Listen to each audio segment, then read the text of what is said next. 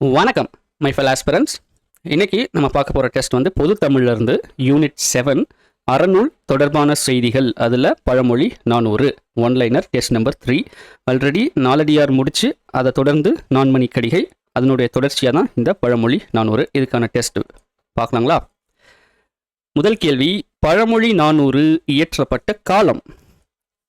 பழமொழி 400 இயற்றப்பட்ட காலம் கிபி 4ஆம் நூற்றாண்டு. கிபி 4ஆம் நூற்றாண்டு தான் இது இயற்றப்பட்ட காலம்.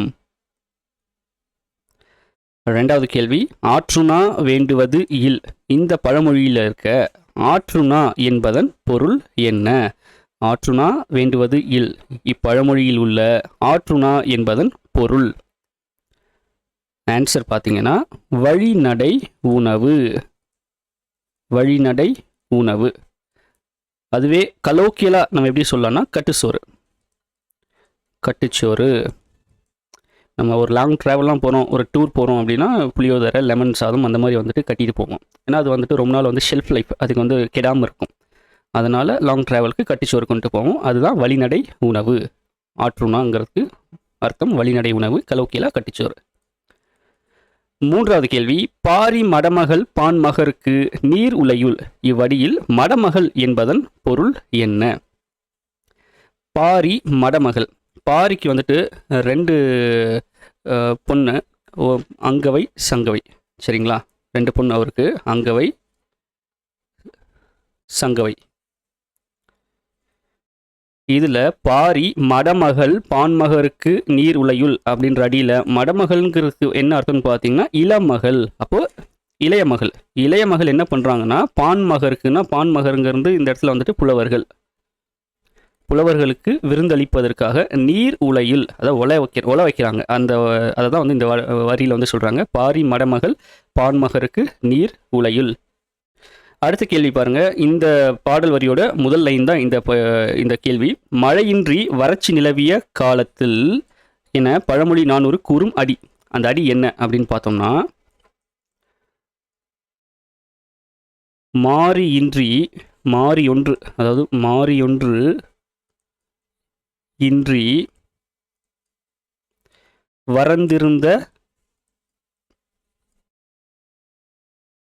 வரந்திருந்த காலத்தும். மாறியொன்று இன்றி, மழையின்றி வரந்திருந்த, வறட்சி நிலவிய காலத்தும்னா காலத்தில். இது வந்துட்டு 7th ஸ்டாண்டர்டில் வந்துட்டு நியூ புக்கில் இருக்கும் இந்த பாடல். விருந்தோம்பல் அந்த கான்செப்டை பேஸ் பண்ணியிருக்கும். அந்த காலத்தில் நம்ம தமிழர்கள் விருந்தோம்பல், அது அந்த குணம் எப்படி இருந்தது, அந்த மரபு, அந்த மாண்பு வந்து எப்படி வந்துட்டு அவங்க ஃபாலோ பண்ணாங்க அப்படிங்கிறத சொல்கிறது தான் இந்த பாடல். இது நல்லாயிருக்கும். இந்த பாட்டை நீங்கள் படித்து பார்த்தீங்கன்னா நல்லாயிருக்கும். மாறியொன்று இன்றி வரந்திருந்த காலத்தும். அடுத்து இந்த லைன் வரும், பாரி மடமகள் பான்மகருக்கு நீர் உலையுள் என்ன பண்ணியிருப்பாங்கன்னா பொன் திறந்து கொண்டு புகவாக நல்கினாள்.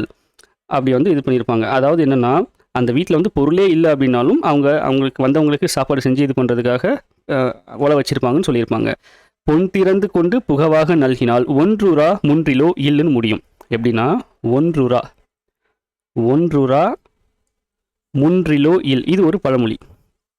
பழமொழி 400 ஸ்பெஷல் என்னென்னா, ஒரு பாடலுமே வந்துட்டு 4 வரியில் இருக்கும். அதில் 4வது வரி ஒரு பழமொழியில் வச்சு தான் முடிச்சிருப்பாரு.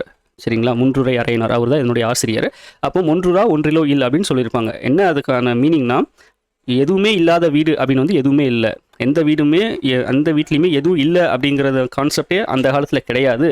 யார் வந்தாலும் எப்போ வந்தாலும் ஏதாவது பண்ணி அவங்களுக்கு வந்துட்டு உபசரிப்பு நடக்கும், விருந்தோம்பல் நடக்குங்கிறத சொல்கிறது தான் இந்த பாடல் வரி. ஸோ அதுலேருந்து நம்ம தமிழர்கள் அந்த டைமில் வந்துட்டு எந்த அளவுக்கு வந்துட்டு ஒரு மாண்போடு இருந்திருக்காங்கிறத சொல்லியிருப்பாங்க இந்த பாடல் வரியில். அந்த பாடல் படிச்சிங்கன்னா இன்னும் நல்லாயிருக்கும். மாறியொன்று இன்றி வரந்திருந்த காலத்து மழையே பெய்யல, அப்போ வந்து வெள்ளாமல் இருக்காது, எல்லாருமே வந்து பஞ்சத்தில் இருப்பாங்க. அந்த டைமில் வந்துட்டு பாரிங்கிறவர் யார்? அவர் வந்துட்டு கடையில் வள்ளல்களில் ஒரு பாரி, ஓரி, காரி, அதியமான் அதெல்லாம் வருவாங்க இல்லைங்களா? அதில் பாரியே ஒரு வள்ளல். அந்த வள்ளலோட பெண் என்ன பண்ணுறாங்கன்னா, வறட்சியாக இருந்த காலத்தில் எதுவுமே இது வெள்ளாமை இல்லை, பஞ்சத்தில் இருக்க காலத்துலேயுமே வந்துட்டு அவங்கள தேடி வந்த புலவர்களுக்கு என்ன செய்கிறாங்கன்னா பொன் திறந்து கொண்டு புகவாக நல்கினால்னு வரும். அந்த இது வந்துட்டு அவங்களுக்கு வந்துட்டு அந்த டைம்லேயும் வந்து சாப்பாடு வந்து போட்டிருப்பாங்க அப்படிங்கிறத வந்துட்டு சொல்லியிருப்பாங்க. பொன் திறந்துங்கிறது அது வந்து ஒரு பொன், அந்த தங்கம் பேஸ் பண்ணி வரும். நான் அந்த லைன் வந்து மறந்துட்டேன், அதுக்கான மீனிங் வந்து மறந்துட்டேன்.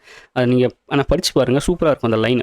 ஸோ அதெல்லாம் படிக்கும்போது நமக்கு வந்துட்டு ஸோ அந்த டைமில் எப்படிலாம் இருந்திருக்காங்கிற அதை யோசித்து பார்க்கும்போது அது உண்மையிலே மெய்சில் இருக்கும். அந்தளவுக்கு வந்துட்டு நம்ம தமிழ் பாடல்கள் வந்து இருக்கும். ஓகே, அடுத்த கேள்வி போகலாம்.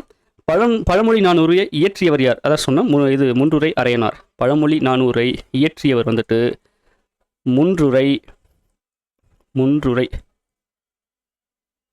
அரையனார். சரிங்களா? ஏன்னா இந்த நூலாசிரியர்லாம் ரொம்ப முக்கியம், நல்லா ஞாபகம் வச்சுக்கோங்க. அடுத்தது பொருள் தருக மாறினா மழை, மும்மாறின்னு சொல்கிறாங்க. மும்மழை, அதாவது முப்பேகம் இது வந்து பொழியுது அப்படின்னா அது வந்து மும்மாறின்னு சொல்லுவாங்க. மாறினா மழை, தூய தமிழ் வார்த்தை. மாறிங்கிறது தூய தமிழ் வார்த்தை. அதனுடைய டிரான்ஸ்லேஷன் மாதிரி தான் இப்போ மழை வந்து நம்ம யூஸ் பண்ணிகிட்டு இருக்கோம். ஓகே, அடுத்தது 7வது கேள்வி பாருங்கள். தொல்காப்பியர் பழமொழியை எவ்வாறு குறிப்பிடுகிறார்? தொல்காப்பியர் வந்துட்டு பழமொழியை வந்துட்டு அவர் ஒரு டேர்ம் வச்சு சொல்கிறார். என்ன டேர்ம்னு பார்த்தீங்கன்னா முதுசொல்னா முதியவர்களோட சொல். அப்போது அந்த எக்ஸ்பீரியன்ஸான ஆட்கள் சொல்கிறாங்க இல்லைங்களா, அதை தான் வந்து முதுசொல்னு சொல்கிறாங்க. பழமொழினா என்ன? அதுவே வந்துட்டு பழங்காலத்து ஆளுகள் அனுபவித்து சொன்ன விஷயங்கள். நம்ம இவர் ஆண்டவர் சொன்ன மாதிரி தான், கமல் சொல்கிற மாதிரி பழமொழி சொன்னால் அனுபவிக்கணும், ஆராயக்கூடாதுங்கிற மாதிரி. அதெல்லாமே வந்துட்டு அந்த காலத்துலேருந்து வழக்கத்தில் இருக்க சில விஷயங்கள். அது வந்துட்டு ஆக்சுவலாக அதில் வந்து இது இருக்கும், மீனிங் இருக்கும். இப்போ அதில் நிறைய வந்துட்டு மாற்றங்கள் வந்துருச்சு. இப்போ உதாரணத்துக்கு வந்துட்டு கழுதைக்கு தெரியுமா கற்பூர வாசனை நம்ம சொல்லுவோம். அது ஆக்சுவலாக கழுதை கிடையாது, அது வந்து கழுங்கிறது ஒரு புல்செடி. அந்த கழுவை வந்துட்டு என்ன பண்ணுவாங்கன்னா பாய்க்கு வந்துட்டு யூஸ் பண்ணுவாங்க. அந்த பாய் கோரப்பாயெல்லாம் தைக்கிறாங்க இல்லைங்களா, அதுக்காக அதை யூஸ் பண்ணுவாங்க. அப்போ அந்த அந்த கழு வந்து தைக்கும் போது என்ன தெரியுமா, கற்பூர வாசனை வருமா. அதுதான் கழு தைக்க தெரியுமாம் கற்பூர வாசனை. அந்த மாதிரி தான் இருந்த பழமொழி. அதை வந்து இப்போ என்ன ஆயிடுச்சு வந்துட்டு கழுதைக்கு தெரியுமா கற்பூர வாசனை அப்படி வந்து ஆகி போயிடுச்சு. அதுதான் வந்து இப்போ அது அப்படியே வந்து திரிஞ்சு இதுவாகிடுச்சு. அந்த மாதிரி அந்த டைமில் சொன்ன பழமொழிக்கு உண்மையிலேயே வந்து ஆக்சுவல் மீனிங் இருந்திருக்கு. அது நம்ம தெரிஞ்சுக்கிறது நம்மளுடைய இதுதான். ஏன்னா நம்ம இப்போ யூஸ் பண்ணுறது வந்துட்டு உண்மையான அர்த்தம் கிடையாது. சரி, 8வது கேள்வி. பிரித்து எழுதுக. நாற்றிசை ஈஸியானதான். நாற்றிசை எப்படி பிரித்து எழுதலாம்?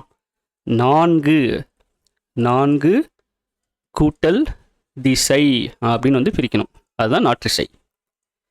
புணர்ச்சி விதியெல்லாம் ரொம்ப போட்டு கன்ஃபியூஸ் பண்ணிக்க வேண்டாம். ஏன்னா நமக்கு அந்த இடத்துல வந்துட்டு புணர்ச்சி விதிக்கெலாம் மார்க் கிடையாது. நம்ம எப்படி பிரிச்சிருக்கோம் அதுதான் வந்து மார்க்கு. கரெக்டாக நமக்கு வந்துட்டு நாற்றிசைனா 4 கூட்டல் திசை ஞாபகம் வச்சுக்கோங்க. அது இருந்தாலே வேறு ஆப்ஷன்ஸ் இருந்தால் நம்ம அதை வந்துட்டு எலிமினேட் பண்ணி விட்டுறலாம். அது தெரியாத பட்சத்தில் ஆன்சர் நமக்கு டக்குன்னு ஸ்ட்ரைக் ஆகலை அப்படின்னா தான் அடுத்து புணர்ச்சி வந்து போகணும். அதை வந்துட்டு அதாவது எப்படி சொல்கிறது, கால்குலேட்டரில் ட்ரைவ் பண்ணி பார்க்கணும், அதாவது டெரைவ் பண்ணி பார்க்கணும். இப்போ உடல் மேல் உயிர் வந்து ஒன்றுவது இயல்பேனா அப்போது அதுக்கு என்ன இதில் வந்துட்டு புணர்ந்திருக்கும். இல்லை இங்கே 4 கூட்டல் திசைன்னு இங்கே இது வந்து வறுமொழியில் வந்துட்டு வறுமொழியில் இது பார்த்திங்கன்னா உகரமில் முடியுது. இது வந்து இக்கு கூட்டல் ஊன்னு முடியும்.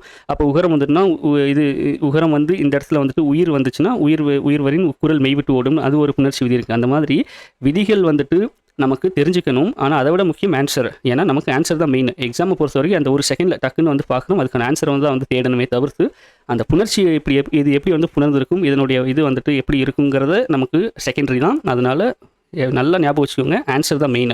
ஸ்கூல் புக்ஸில் இருக்கிறத பெரும்பாலும் வந்து நல்ல ஆன்சரை வந்து மக்கப் பண்ணிக்கோங்க. அது வந்துட்டு வேறு ஆப்ஷனே கிடையாது.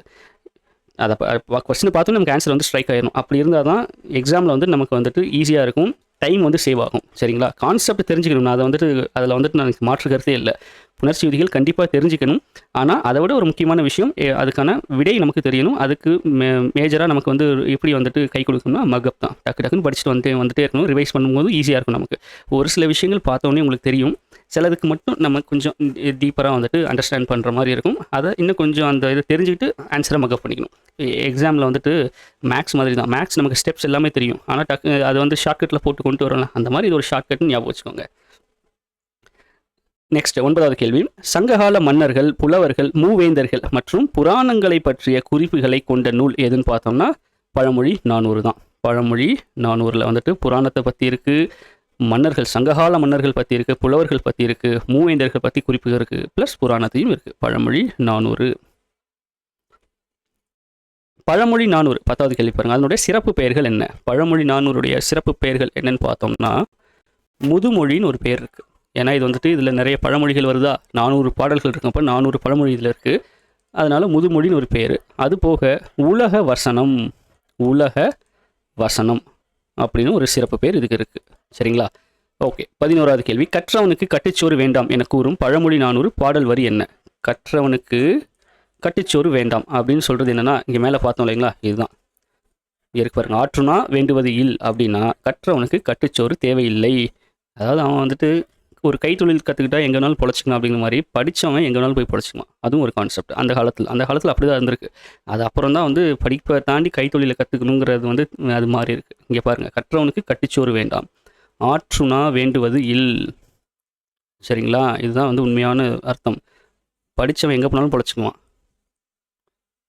வேண்டுவது இல். இதுதான் இதுக்கான இந்த பழமொழிக்கான ஆன்சர் வந்து இதுதான், மீனிங் வந்து இதுதான்.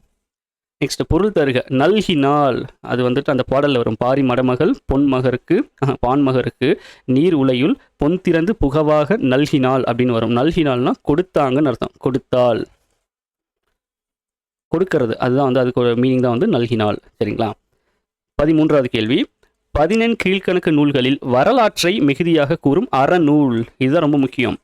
14 கீழ்கணக்கு நூல்களில் வரலாற்றை மிகுதியாக கூறும் அறநூல் எதுன்னு பார்த்தீங்கன்னா பழமொழி 400. அந்த கீவேர்ட் ரொம்ப முக்கியம். ஏன்னா இதில் வந்துட்டு 14 கீழ்கணக்கு நூல்களில் மற்ற நூல்கள் இருக்கலாம். அறநூல் இருக்குது, அதுக்கப்புறம் வந்துட்டு அகத்திணை புறத்திணை, அந்த ரெண்டு பேஸில் இருக்கும். அதில் அறநூலில் வரலாற்றை மிகுதியாக கூறும் நூல் வந்துட்டு பழமொழி 400. 14வது கேள்வி. பொருள் தருக. ஆற்றவும். ஆற்றவும், இந்த வார்த்தைக்கான மீனிங் என்னன்னு பார்த்தீங்கன்னா, ஆற்றவும்னா நிறைவாக, கம்ப்ளீட்டாக, நிறைவாக. இது வந்துட்டு இந்த வார்த்தை எங்கே இருக்கும்னா 6th ஸ்டாண்டர்ட் ஓல்டு புக்கில் இருக்கும். ஓல்டு புக்கில் 2nd டேர்மோ 3rd டேர்ம்னு நினைக்கிறேன். அதில் வந்துட்டு பழமொழி 400 பாடல் வரும். அதில் ஃபஸ்ட்டு லைனே இதுதான். ஆற்றவும் கற்றார் அறிவுடையார், அஃதுடையார் நாற்று செய்யும் செல்லாத நாடில்லை அப்படின்னு வரும். அதாவது ஆற்றவும் கற்றார் அறிவுடையார்னா எல்லாவற்றையும் நிறைவாக படித்தவர் வந்துட்டு மெத்த படித்தவர். அவருக்கு அஃதுடையார் நாற்றிசையும் செல்லாத நாடில்லை அப்படின்னு வரும். அந்த வரிக்கு என்ன மீனிங்னா, அந்த மாதிரி வந்து நல்ல படித்தவருடைய புகழ் வந்துட்டு 4 திசையிலையும் பரவும் அப்படிங்கிறது தான் அதனுடைய இது. அந்த 6th இருக்கிற பழமொழி 400 பார்த்திங்கன்னா கல்வியோட சிறப்பை சொல்லியிருக்கும். 7th ஸ்டாண்டர்டில் இருக்கிறது வந்து விருந்தோம்பல், நம்ம தமிழர்களுடைய விருந்தோம்பல் மாண்பை பற்றி சொல்லியிருப்பாங்க. 15வது கேள்வி. பழமொழி 400 பாடப்பட்ட பாவகை மற்றும் ஓசை. என்ன பாவகை? வெண்பா. ஓசை பார்த்திங்கன்னா செப்பலோசை. செப்பலோசை. ஆக்சுவலாக நமக்கு 4 வகை வெண்பா இருக்குது. 4 வகை பாவகை இருக்குது. 4 வகை பாவகை. அதுக்கு ஒரு பாவுக்குமே ஒரு ஓசை இருக்கும். அதில் வெண்பாவுக்கு பார்த்திங்கன்னா செப்பலோசை. 16வது கேள்வி. ஒன்றுராம் ஒன்றிலோ இல், இப்பழமொழியின் விளக்கத்தினை கூறுக. அதான் நம்ம மேலே சொன்னோம். ஓகே, எங்கே விட்டேன்? ஒன்றுரா ஒன்றிலோ இல்லைன்னா நாய் குலைச்சிட்டே இருந்தது, அதனால் வந்து வீடியோ பாஸ் பண்ணிட்டேன். இப்போ நாய் ஓடிடுச்சு. ஒன்றுரா முன்றிலோ இல், இப்பழமொழியின் விளக்கத்தினை கூறுக. இந்த பழமொழி தான் நம்ம மேலே பார்த்தோம். ஒன்றுரா முன்றிலோ இல்லைனா எதுவும் இல்லாத, ஒன்றும் இல்லாத வீடு எதுவும் இல்லை. ஒன்றுரானா ஒன்றும் இல்லாத, ஒன்றுமில்லாத வீடு எதுவும் இல்லை. அதான் இந்த பழமொழியோட அர்த்தம். அதாவது ஏதாவது ஒன்று இருக்குது வீட்டில், அந்த மாதிரி வந்துட்டு எதுவும் இல்லை அப்படிங்கிற வீடு அந்த காலத்தில் இல்லைன்னு சொல்கிறாங்க. ஓகேங்களா. 17வது கேள்வி. பிரித்து எழுதுக. ஆற்றுணா. ஆற்றுணாவை பிரித்து எழுதினோம்னா என்ன கிடைக்கும்? 6 கூட்டல் உணா, இல்லை உணா உணவு எப்படின்னாலும் வச்சுக்கலாம். Yeah okay. 6 கூட்டல் உணா. இதில் 6னா என்ன அர்த்தம்னா வழி, வழின்னு அர்த்தம். 6க்கு என்ன அர்த்தம்? வழி. அதனால தான் இது வந்து வழிநடை உணவு அப்படின்னு வந்து பேர் இருக்குது. வழிநடை உணவு. 6க்கு 2 மீனிங் இருக்குது. ஒன்று வந்துட்டு வழி, இன்னொன்று வந்துட்டு இது 6, ஓடுற 6. 18வது கேள்வி. முன்றுரை அரையனார் என்ற பெயரில் அரையனார் எனும் சொல்லின் பொருள் என்ன? இது வந்துட்டு முன்றுரை அரையனாருங்கிறது முழு பேர். அதில் இந்த அரையனார் அப்படிங்கிறதுக்கு என்ன மீனிங் பார்த்தோம்னா, ஒன்று, அரையனார் வந்துட்டு ஒரு அரசரை குறிக்கலாம். ஒரு அரசரை குறிக்கலாம். அவர் வந்து ஒரு அரசராக இருக்கலாம். இந்த முன்றுரை அரையனாருங்கிறது ஒரு அரசராக இருக்கலாம். அல்லது அந்த அரையனார், அல்லது அந்த அரையனாருங்கிறது அவருடைய குடிப்பெயராக கூட இருக்கலாம். அந்த புலவருடைய குடிப்பெயர் அதுவாக இருக்கலாம் அப்படிங்கிற ஒரு தியரி இருக்குது. ஒன்று அரசரை குறிக்கலாம், இல்லைனா அது ஒரு குடிப்பெயராக இருக்கலாம் அப்படிங்கிற மாதிரி சொல்லியிருக்காங்க. ஓகேவா. 19வது கேள்வி பார்க்கலாம். பொன் திறந்து கொண்டு புகவாக நல்கினார். இவ்வடியில் புகவாக என்பதன் பொருள் இங்கே இருக்கு பாருங்க. புகவாக இதுதான். நல்கினார்னா கொடுத்தார் அப்படிங்கிறத மேலே பார்த்தோம். பொன் திறந்து கொண்டு புகவாகன்னா உணவாக. ஓகே, இப்போ எனக்கு இது ஸ்ட்ரைக் ஆகுதுன்னு நினைக்கிறேன். என்னன்னா பொன் திறந்துனா பொன்னையே, அந்த பொன்னையே என்ன பண்ணியிருப்பாங்கன்னா தங்க பஸ்மம் செய்கிறாங்க இல்லைங்களா, அந்த மாதிரி வந்துட்டு பொன்னையே அது பொன்னால் ஆன உணவை அதையே வந்து உணவாக கொடுத்தாருங்கிற மாதிரி அந்த லைன் வரும். எக்ஸாக்டாக இதுதான் மீனிங் எனக்கு தெரியல, ஏன்னா நான் படித்தது எனக்கு டக்குன்னு ஸ்ட்ரைக் ஆகலைங்க. நான் ரிவைஸும் பண்ணலை, ஏன்னா தமிழ் வந்து ரொம்ப கொஞ்சம் பார்த்தாலே ஞாபகம் வந்துடும் அப்படிங்கிற ஒரு மைண்ட் செட்டில் வந்துட்டேன் வீடியோக்கு. பட் ஒரு சில இது வந்துட்டு அந்த வரி ஞாபகம் இருக்குது. பொன் திறந்து கொண்டு புகவாக நல்கினார்கள் இந்த பாரி மருமகள் அந்த இது வரும். ஆனால் அந்த இது மீனிங் வந்துட்டு டக்குன்னு ஞாபகம் இல்லை. அதை மட்டும் புக்கில் பார்த்துக்கோங்க. ஆனால் இந்த அர்த்தத்தை தான் வரும்னு நினைக்கிறேன். அந்த பொண்ணையே வந்துட்டு உணவாக கொடுத்த மாதிரி தான் அதில் சொல்லியிருப்பாங்க. அந்த மாதிரி தான் வரும்னு நினைக்கிறேன். தப்பாக இருந்தால் சாரி மன்னிச்சுக்கோங்க. ஓகே, இந்த இதை மட்டும் நீங்கள் புக்கில் பார்த்துக்கோங்க. 20வது கேள்வி, ஆற்றவும் கற்றார் அறிவுடையார் யார்? இதுதான் வந்துட்டு 6th ஸ்டாண்டர்டில் இருக்கிற அந்த பாடல் வரி. ஆற்றவும் கற்றார் அறிவுடையார் அஃதுடையார் நாற்று செய்யும் செல்லாத நாடில்லை. அந்நாடு எப்படி வேணும்னா, அந்நாடு வேற்று நாடு ஆகா தமது நாடுன்னு சொல்லு, தமவேயாம், ரைட். ஆற்றவும் கற்றார் அறிவுடையார் அஃதுடையார் நாற்று செய்யும் செல்லாத நாடில்லை. அந்நாடு வேறு நாடு ஆகா, அதாவது வேற்று நாடு ஆகா தமவேயாம் அப்படின்னு வந்துட்டு அந்த இது வரும். என்னன்னா, ஆற்றவும் கற்றார் அறிவுடையாருக்கு மீனிங் என்னன்னா, கற்க வேண்டிய நூல்களை நிறைவாக கற்றவர். கற்க வேண்டிய நூல்களை, படிக்க வேண்டிய விஷயத்த நல்லா கம்ப்ளீட்டாக படிச்சிடணும். இப்போ நம்மளை மாதிரி டிஎன்பிஎஸ்சிக்கு படிக்கிறோன்னா என்ன பண்ணணும், எல்லா யூனிட்டையும் கம்ப்ளீட்டாக படிக்கணும் நிறைவாக. அப்போ தான் வந்துட்டு ஒரு யூனிட் இல்லைனாலும் ஒரு யூனிட் கை கொடுக்கும் இல்லைங்களா. நிறைவாக கற்றவர், ஆற்றவும் கற்றார் அறிவுடையார் அப்படின்னு யாரை சொல்லுவாங்கன்னா, கற்க வேண்டிய நூல்களை நிறைவாக கற்றவர்.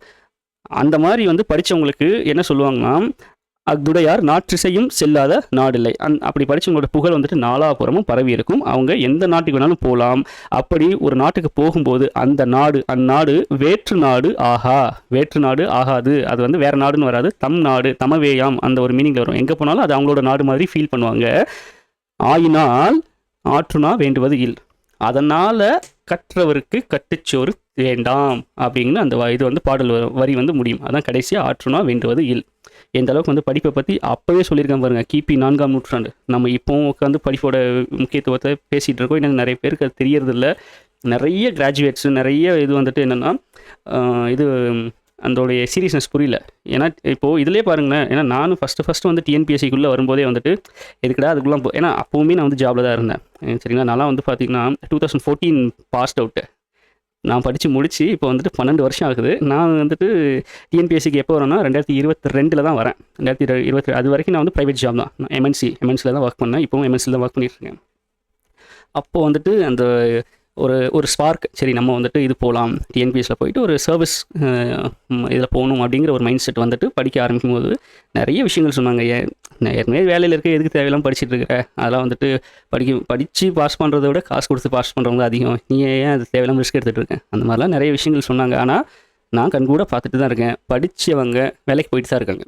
நம்ம அந்தளவுக்கு வந்து எஃபர்ட் கொடுக்கல, அதை நம்ம அக்செப்ட் பண்ணிக்கணும்.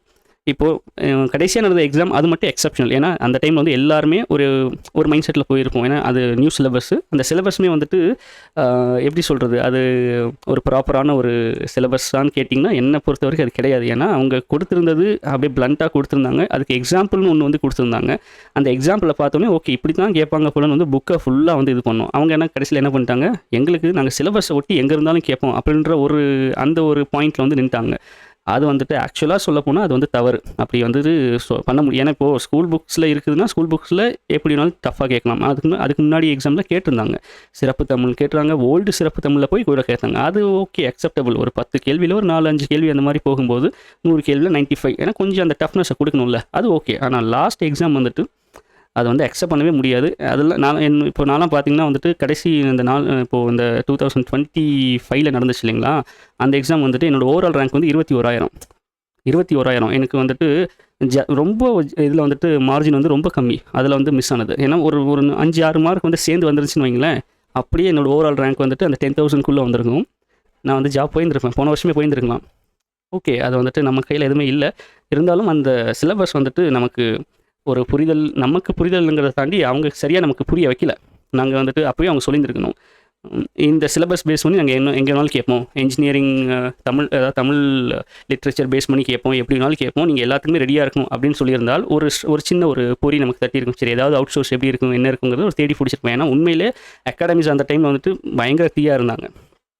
அவங்க டாப் டு பாட்டம் ஸ்கூல் புக்ஸில் இருக்கிறது எல்லாத்தையுமே வந்து கவர் பண்ண வச்சாங்க. யாருக்குமே இந்த விஷயம் வந்துட்டு பொறி தட்டவே இல்லை, இப்படி வெளியில் போகிறதுக்கு வாய்ப்பு இருக்குது அப்படின்னு. ஏன்னா அதுதான் டிஎன்பிஎஸ்சி, அந்த போர்டு வந்துட்டு என்னன்னாலும் பண்ணலாம் இல்லைங்களா. ஸோ அந்த விஷயத்தில் உண்மையிலேயே வந்துட்டு நிறைய ஆஸ்பிரண்ட் வந்து அடி வாங்கினாங்க 2025. அதில் நானும் ஒரு ஆளுங்கிறதுல மாற்று கருத்து இல்லை. அதில் வந்து அடுத்த ஜேர்னி வந்து ஸ்டார்ட் ஆகிடுச்சு. நெக்ஸ்ட் எக்ஸாமுக்கு படிச்சுட்டு இருக்கோம். ஸோ எதுக்கு சொல்ல வந்தேன்னா, இந்த கற்க வேண்டிய நூல்களை நிறைவாக கற்றவர், அதுதான் வந்து ஆற்றவும் கற்றார் அறிவுடையார். படிக்க வேண்டிய விஷயத்தை கரெக்டாக படிச்சிடணும், கம்ப்ளீட்டாக படிச்சிடணும். அதுதான் வந்துட்டு அப்போவே சொல்லியிருக்காங்க. அப்படி படித்தா தான் நமக்கு நல்லது. அந்த மாதிரி படித்தவங்களுக்கு எங்கே போனாலுமே வந்துட்டு பிரச்சனை இருக்காது, எங்கே போனாலும் அவங்க பொழைச்சிவாங்க. அதுதான் அந்த பாடல் வரியில் வந்து பியூட்டிஃபுல்லாக சொல்லியிருப்பாங்க. ஸோ நெக்ஸ்ட் கொஸ்டின் பார்க்கலாம். 21வது கேள்வி, பொருள் தருக. இது பாருங்கள், தமவேயாம் இந்த லைனில் வரும், இந்த பாடல் வரியில் தமவேயாம்னு வரும். தமவேயாம் அப்படின்னா தம்முடைய நாடுகள், அதாவது வேற்று நாடு ஆகா தமவேயாம் அப்படின்னு வரும். எந்த நாட்டுக்கு போனாலும் ஒரு படித்தால் நீங்கள் எந்த ஊருக்கு போனாலும் அங்கே என்ன அடாப்ட் ஆகிடலாம், அந்த ஊருக்கு தகுந்த மாதிரி அடாப்ட் ஆகிடலாம். அந்த நேட்டிவ் பிளேஸ்க்கு தகுந்த மாதிரி நம்ம வந்து தகவமைச்சிக்கலாம். ஏன்னா அந்த கெப்பாபிலிட்டி நம்மக்கிட்ட இருக்கும். ஓகேங்களா, அதுதான் வந்து தமவேயாம், தம்முடைய நாடு. ஸோ அந்த இப்போ பழங்காலத்தில் வந்து எல்லாமே நாடு தான். அப்போ எந்த நாட்டுக்கு போனாலும் அது வந்து தம்முடைய நாடுகளே, அந்த ஃபீல் தான் இருக்கும் படித்தவங்களுக்குன்னு சொல்லியிருப்பாங்க. 22வது கேள்வி, கற்றவருக்கு எல்லா நாடுகளும் தம்முடைய நாடுகளே என்ற கருத்து அமைந்த பாடலை பாடிய சங்கப்புலவர். கேள்வி நல்லா பார்க்கணும். கற்றவருக்கு எல்லா நாடுகளும் தம்முடைய நாடுகளே, அதுதான் அந்த இதில் வரும். அந்த பாடல் வரி திரும்ப சொல்ல வேண்டாம். ஓகே, அந்த கருத்து அமைந்த பாடலை பாடிய சங்கப்புலவர். அந்த பாடல் வரி என்னன்னு கேட்கல, அந்த பாட்டு வந்துட்டு என்ன பாட்டுன்னு கேட்கல, அதை பழமொழி 400 என்ன அந்த மாதிரி அந்த நூலை பற்றி கேட்கல. அந்த பாடலை பாடிய சங்க புலவர் யார், அதை இயற்றியவர் யார், அதை பாடியவர் யார். கொஸ்டின் நல்லா நம்ம உள்வாங்கி இது பண்ணணும். ஏன்னா இந்த மாதிரி தப்பு நானுமே பண்ணியிருக்கேன் எக்ஸாமில். டக்குன்னு பார்த்தோன்னே நமக்கு வந்துட்டு ஸ்ட்ரைக் ஆகும், இது நம்ம படித்தது அப்படின்ட்டு அவசரப்பட்டு ஆப்ஷன் வந்து மாற்றி போட்டுருவோம். கம்ப்ளீட்டாக கொஸ்டினை படித்து என்ன கேட்டிருக்காங்கிறத உள்வாங்கிட்டு அதுக்கப்புறம் தான் ஆன்சர் பண்ணுவோம். அது எல்லாமே வந்து மைக்ரோ செகண்ட்ஸில் நடக்கணும். அதுக்கு தான் நமக்கு வந்து டெஸ்ட் ப்ராக்டிஸ் வந்து ரொம்ப முக்கியம். அது போக இந்த மாதிரி வந்து ஒன்லைனராக நம்ம படிக்கும்போது நமக்கு வந்துட்டு அதுக்கான ஆன்சர் வந்துட்டு மைண்டில் வந்துட்டு ஸ்ட்ரைக் ஆக ஆரம்பிச்சிடும். அந்த ஆன்சரும் இதில் ஆப்ஷன் இருக்காங்கிறது பார்க்கணும். இல்லாத பட்சத்துக்கு மறுபடியும் கொஸ்டினில் என்ன கேட்டிருக்காங்க கரெக்டாக பார்க்கணும். இது எல்லாமே அந்த மைக்ரோ மில்லி செகண்ட்ஸில் வந்து நடந்து முடியணும் எக்ஸாமில். சரிங்களா. ஸோ அப்போது கற்றவருக்கு எல்லா நாடுகளும் தம்முடைய நாடுகளே என்ற கருத்து அமைந்த பாடலை பாடிய சங்கப்புலவர் யாருன்னா முன்றுரை அரையனார். சரிங்களா. பழமொழி 400 பாடியவர் யாருன்னு கேட்டாலும் முன்றுரை அரையனார் தான். இப்படி கேட்குறதுக்கு வாய்ப்பு இருக்குல்ல, அந்த ஒரு தீமை கொடுத்து அந்த பாட்டை யார் பாடினாருன்னு கேட்குறதுக்கு வாய்ப்பு இருக்குல்ல. எல்லாமே நம்ம ஒரு ஃபார்ம் பண்ணுறது தானே, இது கொஸ்டின் ஃப்ரேம் பண்ணுறது தானே. இப்படியும் கேட்டால் நம்ம வந்து போட தெரியணும், அதுக்காக தான் இந்த மாதிரி. சரிங்களா. ஓகே, 23வது கேள்வி, நாற்றிசையும் செல்லாத நாடில்லை என பழமொழி 400 யாரை குறிப்பிடுகிறது? யாரை சொல்லுது? கற்றறிந்தவர்கள், கற்றறிந்தோர், நல்லா படித்தவங்களை வந்து சொல்கிறாங்க. வந்து நல்லா படித்தவங்கள படித்தவங்க என்ன சொல்கிறாங்க? நாற்றிசையும் செல்லாத நாடு இல்லைன்னு வந்து சொல்கிறாங்க. 24வது கேள்வி பார்க்கலாம். பழமொழி 400 பெயர் காரணம், அதனுடைய பெயர் காரணம் என்ன? பழமொழி 400 4 அடிகளை கொண்ட பாடல்களை, அதை 4 அடிகளாக கொண்ட பாடல்களை உடையதான் பழமொழி 400 பாடல்கள் இருக்கும். அதில் பாடலோட இறுதி அடி பார்த்திங்கன்னா, பாடலோட இறுதி அடி அதை வந்துட்டு பார்த்திங்கன்னா பழமொழியால் தான் முடிச்சிருப்பார். பழமொழி ஒரு பாடலோட இறுதி அடியும் பார்த்திங்கன்னா ஒரு பழமொழியில் தான் முடியும். அதனால தான் இதுக்கு வந்து பழமொழி 400 பாடல்கள். அப்போ 400 பாடல்களில் 400 பழமொழி இருக்குது. அதை பேஸ் பண்ணி தான் இந்த பெயர் காரணமே வந்திருக்கு, பழமொழி 400. 25வது கேள்வி, முன்றில். 25வது கேள்வி பாருங்கள், முன்றில் அப்படின்னா என்ன? முன்றில்னா திண்ணை. நம்ம வீட்டு முன்னாடி வந்து திண்ணை இருக்கு இல்லைங்களா. இப்போ எங்கள் ஊர்லாம் வந்துட்டு இதுதான் கிராமம் தான். கிராமத்துலாம் பார்த்திங்கன்னா முன்னாடி வந்து திண்ணை கட்டியிருப்பாங்க. திண்ணைங்கிறது முன் வீடுன்னு சொல்லுவாங்க அப்படின்னு சொல்லலாம். புக்கில் வந்துட்டு வீட்டின் முன்புறம் அந்த மாதிரி இருக்கும், ப்ராக்கெட்டில் திண்ணைன்னு இருக்கும். இது நம்ம ஈஸியாக ஞாபகம் வச்சா திண்ணை தான் வந்துட்டு இது முன்றிலுக்கான எக்ஸாக்ட் மீனிங்கு. இந்த பாடல் வந்துட்டு முன்றில் அப்படிங்கிறதுக்கான என்ன வரும்னா, ஒன்றுரா முன்றிரோ இல்லுன்னு வருங்களா. ஒன்றுரா முன்றிலோன்னு வரும், ஒன்றுரா முன்றிலோ இல்லை. அப்போ இந்த இடத்துல வந்து அந்த முன்றில் அப்படிங்கிறதுக்கு என்ன அர்த்தம் வரும்னா, வீடை வந்து மொத்தமாக குறிக்கும். ஒன்றுமில்லாத வீடு எதுவும் இல்லை அப்படின்னு வரும். அப்போ இந்த இடத்துல முன்றில் அப்படிங்கிறது மொத்தமாக வீட்டை குறிக்குது. ஆனால் ஸ்பெசிஃபிக்காக முன்றில் அப்படின்னு பார்த்தீங்கன்னா வீட்டு முன்புறம் இருக்க திண்ணை. இப்போ நம்ம தாழ்வாரம் இருக்கும், தாழ்வாரம் பக்கத்தில் திண்ணை போட்டிருப்பாங்க உட்காந்து பேசுறதுக்கு. இந்த மாதிரிலாம் கிராமத்துலாம் இருக்கும், எங்கள் ஊரில் அந்த மாதிரிலாம் இருக்குது. அந்த மாதிரி இருக்கிறது தான் வந்து முன்றில் அப்படின்னு வந்து சொல்கிறாங்க. நெக்ஸ்ட் 26வது கேள்வி, கற்றோரை வரவேற்று உணவு அளிப்பர் என்ற கருத்தை உணர்த்தும் பாடல். இங்கே பாருங்கள், மேலே பார்த்தது தான் நாற்றிசையும் செல்லாத நாடு இல்லை யார்? கற்றறிந்தோர். அப்படி 4 திசைக்கும் கற்றவர்கள் போனால் அவர்களை வரவேற்று அவர்களை வரவேற்று உணவளிப்பர். எங்கே போனாலும் நமக்கு வந்து அந்த ஒரு மரியாதை இருக்கும். அந்த கருத்தை உணர்த்தும் பாடல் எதுன்னு பார்த்தீங்கன்னா பழமொழி 400. அந்த 2 பாடலில் வந்துட்டு பாருங்கள் எந்தெந்த ஆஸ்பெக்டெல்லாம் கொஸ்டின் வந்து கேட்கலாம் அப்படிங்கிறத யோசிச்சு தான் இந்த மாதிரி ஆன்சர் ஒன்று தான். எல்லாத்துக்குமே பழமொழி 400 இல்லை அந்த பாடல் பாடினவர் யாருன்னு வந்தால் முன்னுரை அறையினா தான் வரும். ஆனால் அந்த ஆஸ்பெக்ட் எந்த மாதிரி ஆஸ்பெக்டில் கேள்விகள் கேட்கலாம் அப்படிங்கிறத யோசித்து கொண்டு வந்திருப்பேன். நீங்கள் அது உங்களுக்கு உண்மையிலே யூஸ்ஃபுல்லாக இருக்கும். ஏன்னா அந்த இதை படிச்சிடலாம், 4 வரி தானே, அந்த பாடலை படிச்சிருவோம். அந்த பாடலை எப்படி வந்து ட்விஸ்ட் பண்ணலாம், அதை எப்படி ஃப்ரேம் பண்ணலாங்கிறது தான் அதுதான் வந்துட்டு பெரிய விஷயம். அதை நம்ம புரிஞ்சுக்கிட்டோம்னா நமக்கு வந்துட்டு அந்த ஆஸ்பெக்ட் ஈஸியாக டிஎன்பிஎஸ்சியோட மைண்ட் செட் நமக்கு வந்துட்டு பிடிச்சிடலாம். நெக்ஸ்ட் 27வது கேள்வி பாருங்கள். புகழ் 4 திசைகளிலும் பரவும், அவருடைய புகழ் பரவாத நாடில்லை என்று கூறும் பாடல் வரியை கூறுக. நம்ம முன்னாடியே சொல்லிட்டேன், அதாவது இதெல்லாம் முன்னாடியே வந்து எக்ஸ்பிளைன் பண்ணிட்டேன். அதுக்கு முன்னாடி கேள்வியாகவும் வச்சுருக்கேன். புகழ் 4 திசைகளிலும் பரவும், நாற்றிசையும் செல்லாத நாடில்லை. அதுதான் இது. புகழ் 4 திசைகளிலும் பரவும், அவருடைய புகழ் பரவாத நாடில்லை. நாற்றிசையும்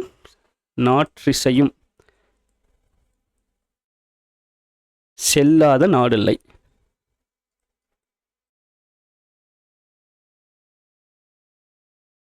ஓகே, ரைட்.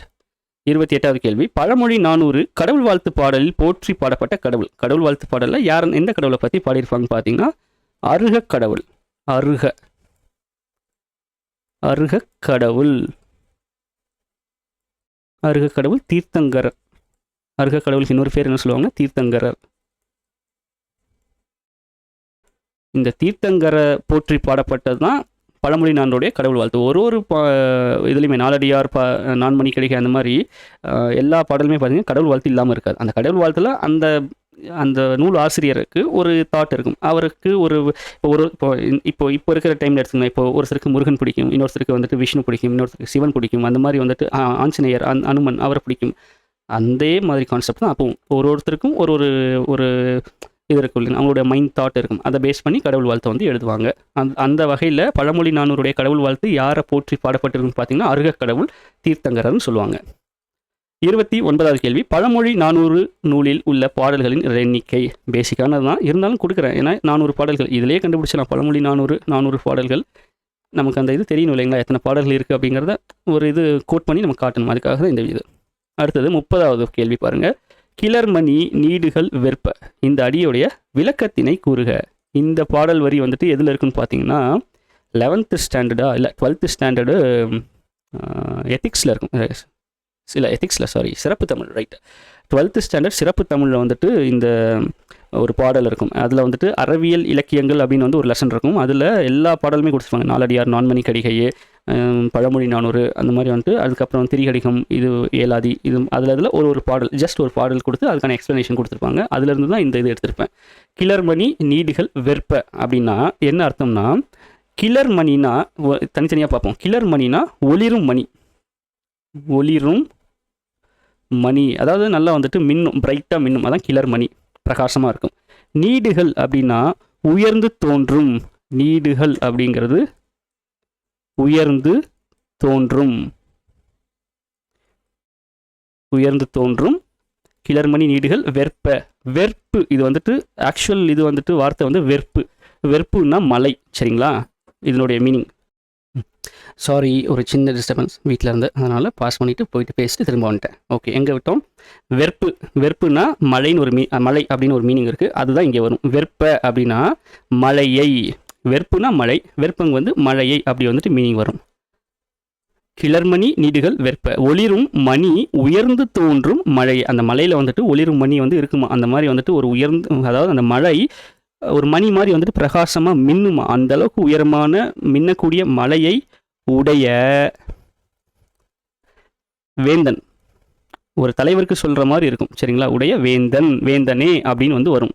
அதுதான் மீனிங். அப்போ கிளர்மணி நீடுகள் வெற்பனா ஒளிரும் மணி உயர்ந்து தோன்றும் மலையை உடைய நாட்டு வேந்தனே அப்படிங்கிறது அந்த பாடல் வரி. சரிங்களா, அடுத்தது 31வது கேள்வி. பிரித்து எழுதுக. நீர் உலையுள். இது எப்படி பிரித்து எழுதலாம்? நீர் கூட்டல் உலையுள். சிம்பிளாக முடிஞ்சிடும். உடல்மேல் உயிர் வந்து ஒன்றுவது இயல்பே. அடுத்தது பொருள் தருக 6. நான் முன்னாடியே சொன்னேன் இல்லைங்களா, 6 கூட்டல் உணா ஆற்றுனா அதில் 6ங்கிறது வழிங்கிற ஒரு பொருள் வரும். 33வது கேள்வி. பொருத்தமான பழமொழியை கண்டறிக. கற்றவனுக்கு கட்டுச்சோறு வேண்டாம். ஒரே ஆன்சர் தான். ஆனால் அந்த கொஸ்டின், அந்த கேள்வி வந்து எப்படி நமக்கு கேட்குறோம் அப்படிங்கிறது தான் மெயின். இப்போ இதுக்கான பொருத்தமான பழமொழி என்னன்னு பார்த்தோம்னா, ஆற்றுனா வேண்டுவது இல். ஆற்றுனா வேண்டுவது இல். இப்போ முன்னாடி இதே கேள்வி கேட்டிருப்போம். எப்படி கேட்டிருந்தோம்? கற்றவனுக்கு கட்டுச்சோறு வேண்டாம் என கூறும் பாடல் வரி என்ன அப்படிங்கிற மாதிரி கேட்டிருப்போம். இப்போது அதனுடைய பழமொழி என்ன அப்படிங்க ஒரு டிஃப்ரென்ஸ் தான்.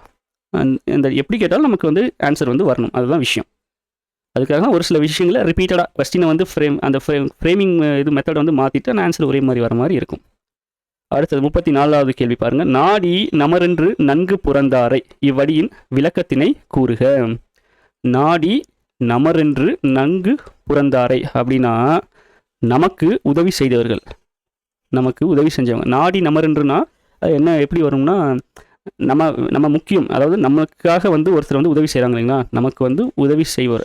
நமரென்று நம்ம வந்து நமர்னா அந்த இடத்துல வந்துட்டு வேண்டப்பட்டவர்கள் அப்படின்னு வரும். நம்மளை தேடி வந்து நமக்கு ஒருத்தவங்களுக்கு நம்ம தேவை அப்படிங்கும்போது அவங்கள தேடி போய், நங்குனா உதவி, உதவி புறந்தாரை அப்படி உதவி புரிந்தவர், அதுதான் என்னுடைய அர்த்தம்.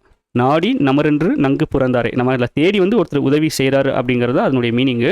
அது வந்து அந்த 12th ஸ்டாண்டர்டில் இருக்கும். அந்த பாடல் வரி எனக்கு டக்குன்னு ஞாபகம் வரல.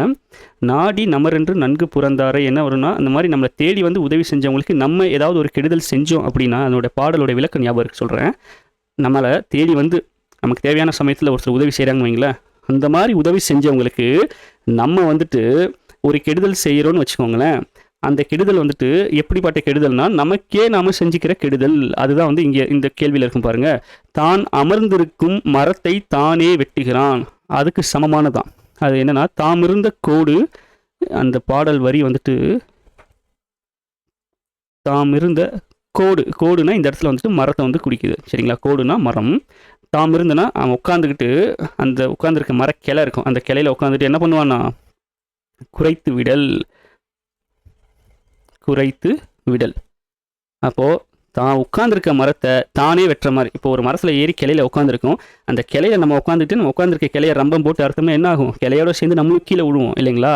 அது மாதிரிக்கு அந்த செயலுக்கு ஈடான செயல் தான். நம்மளை தேடி வந்து ஒருத்தர் நமக்கு உதவி செஞ்சாங்கன்னா அந்த மாதிரி செஞ்சவங்களுக்கு நம்ம அவங்களோட பகைவர்களோட சேர்ந்துக்கிட்டு நம்ம அவங்களுக்கு ஒரு தீங்கு செய்கிறோம் அப்படின்னா, அந்த தீங்கு எதுக்கு சமம் அப்படின்னு வந்து சொல்லியிருப்பாங்கன்னா, தாம் இருந்த கோடு குறைத்து விடல். நம்ம உட்காந்துருக்க மரத்தை நம்மளே வெட்டிக்கிறதுக்கு சமம். அதாவது அந்த தீமை வந்துட்டு அவங்களுக்கு செஞ்சதில்லை, நமக்கு நம்மளே செஞ்சுக்கிற தீமை அப்படிங்கிற அந்த பொருளில் வந்துட்டு அந்த பாடல் வரி இருக்கும். 12th ஸ்டாண்டர்டு சிறப்பு தமிழில் இருக்கும். அந்த இதை வந்து ஒரு முறை வாசித்து பாருங்கள். உண்மையிலேயே வந்து அந்த இது மீனிங் ரொம்ப நல்லாயிருக்கும், சரிங்களா? ஓகே, அடுத்தது கடைசி கேள்வி பார்த்துக்கலாம். மாறி ஒன்று சேர்த்து எழுதுக. இதனுடைய சேர்த்து எழுதுகை பார்ப்போம். மாறி ஒன்று.